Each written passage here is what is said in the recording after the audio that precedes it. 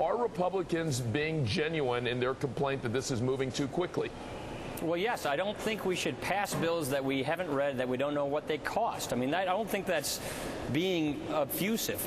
I have already proposed other legislation. A number of Republicans are proposing alternatives. You can look at the Patient's Choice Act on my Facebook page, and you'll see there are many proposals that we've put out there to say, let's get everybody insured. Let's get everybody insured who has pre-existing conditions. You can do this without the government taking it over, without all these new taxes and new spending programs. And so we want to see health care reform done, but we want to do it right.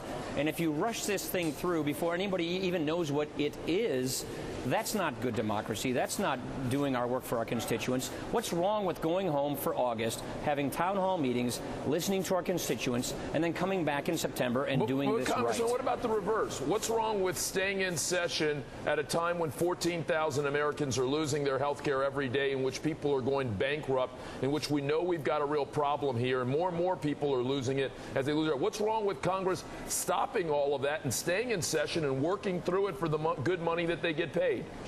So you don't think we should go home and listen to our constituents? You don't think we should go home and have town hall meetings? I think that you go home each weekend, and I think that you guys have been correct. So it's not as though it's one or the other. You're able to both listen to your constituents, which I agree is an important thing to do. Don't disagree with that at all. But I don't know that you need to be gone for a month. And you and I know that a lot of people aren't simply going home for the weekend to listen to their constituents. They're going on junkets to Italy. They're going overseas to different parts of Europe. You and I know that that's going to be more often the case. I'm doing a dozen town hall meetings on health care, not going to Europe or anywhere else like that. But let's just concede the point. You're right.